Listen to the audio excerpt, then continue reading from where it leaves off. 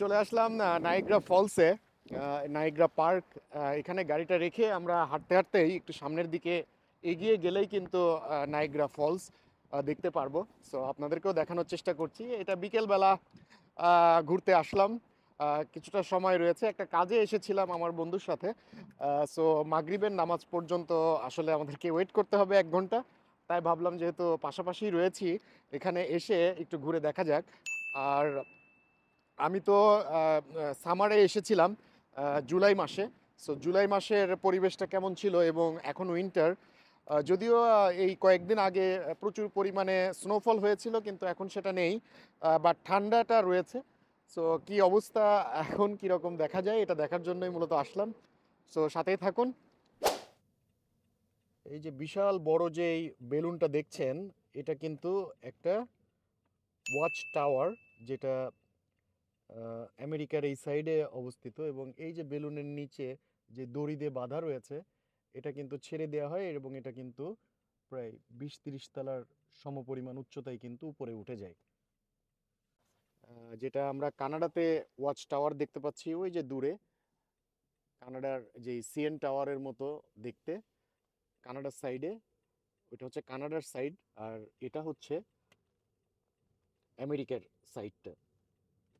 So আমরা এখন buffalo Niagara ফলসে রয়েছি, যেটা নায়াগ্রা ফলস ওই পাশটা হচ্ছে কানাডার সাইড এবং এই পাশটা হচ্ছে আমেরিকার সাইড। সো বরাবরের মতোই আমার সাথে রয়েছেন আব্দুর রহিম, আমার বন্ধু। এর আগে যখন সামারে ঘুরতে এসেছিলাম, তার সাথে নায়াগ্রা ফলসে এসেছিলাম। আলহামদুলিল্লাহ এবারও আসার পরবর্তীতে আমার বন্ধু আব্দুর রহিমের সাথে আবারও সে নায়াগ্রা ফলস দেখতে যাচ্ছি। পৃথিবীর সপ্ত আশ্চর্যের মধ্যে একটি, যেটা নায়াগ্রা ফলস। সো যাই হোক, আমরা নায়াগ্রার উদ্দেশ্যে যাচ্ছি এবং যেতে যেতে আপনাদেরকে, যেহেতু এই গাড়ির নিয়ম কানুনের কথাই আসলো, সেই বিষয়ে একটু আলোচনা করি। সো আমার এখানে ড্রাইভিং লাইসেন্স নেয়ার জন্য মূলত প্রিপারেশন চলছে এবং গতকাল থেকেই আমি প্রস্তুতি গ্রহণ করেছি। এখানে আমার বন্ধু আমাকে সহযোগিতা করছে। সো এখানে লার্নার টেস্ট দিতে হয়, দেওয়ার পরবর্তীতে লার্নার পাস নেওয়ার পরেই একমাত্র গাড়ির স্টিয়ারিংয়ে বসে চালানোর শেখার পারমিশন পাওয়া যায়। তো এর জন্য যে পরীক্ষাটা দিতে হয়, এটা হচ্ছে অনলাইনে আগে থেকে অ্যাপয়েন্টমেন্ট নিয়ে দেন এই পরীক্ষাটা দেওয়া লাগে। এবং এর জন্য 100টার উপরে প্রশ্ন আমাকে দিয়েছে গতকালকে।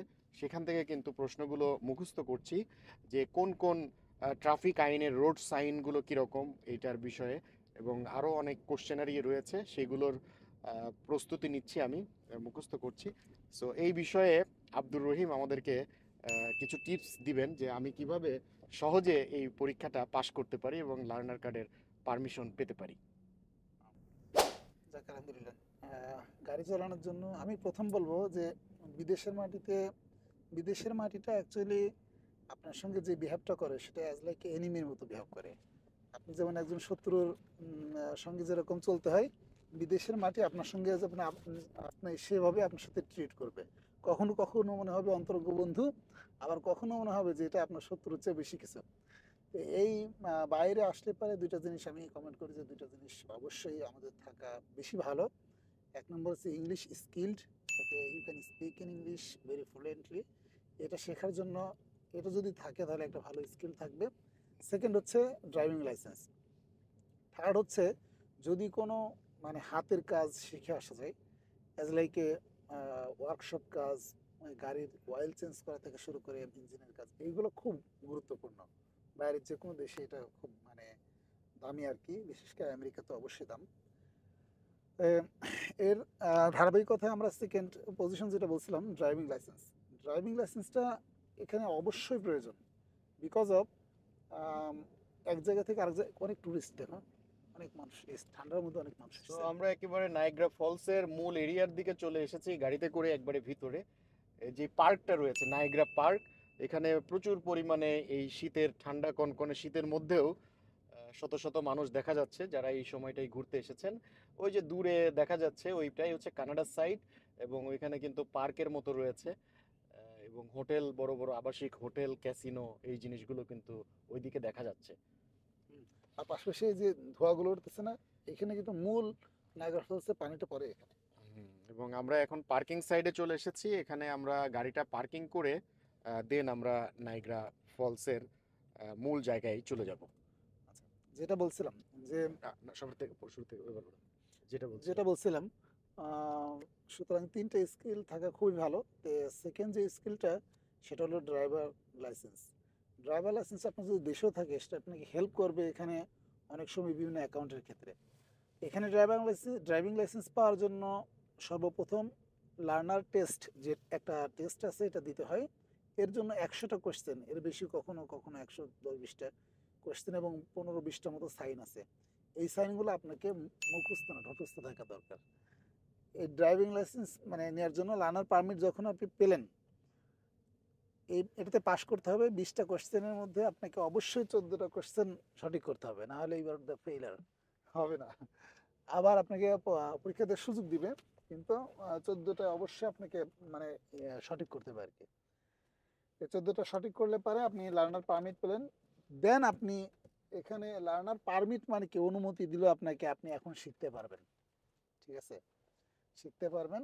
তবে অভিজ্ঞ যারা তাদের থেকে ক্লাসের মাধ্যমে শেখায়, ইনস্ট্রাক্টরের মাধ্যমে। হ্যাঁ, 10টা-15টা ক্লাসে অনেকে শিখতে পারে। তবে আমি মনে করি যে ড্রাইভিং করার জন্য ড্রাইভার হওয়া দরকার।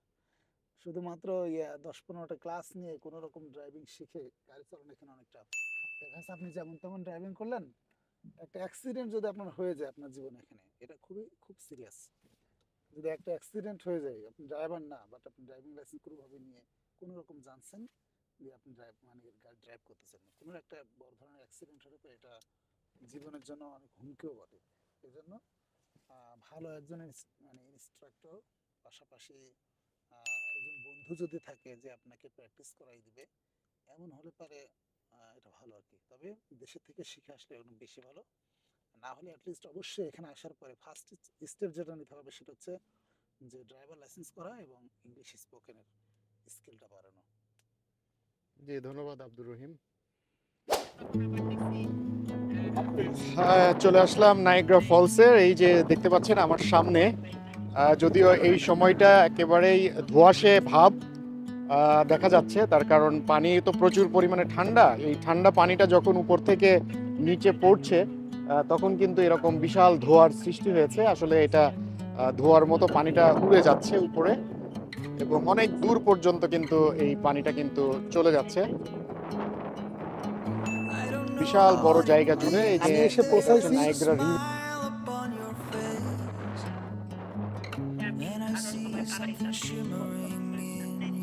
এখানে কিন্তু প্রচুর বাতাস। আসলে ক্যামেরাতে ভিডিওতে ওইভাবে ঠান্ডাটা তো আর দেখানো যাচ্ছে না। এবং এই নায়াগ্রা রিভারের এই পানিটাই কিন্তু উপর থেকে এসে নিচে পড়ছে। এটা হচ্ছে আমেরিকার পাশে যে জায়গাটা, এখান থেকে এভাবে দেখা যায়। ওই নিচের দিকেও নেমে দেখা যায় এবং আরো নিচে কিন্তু এখানে যেই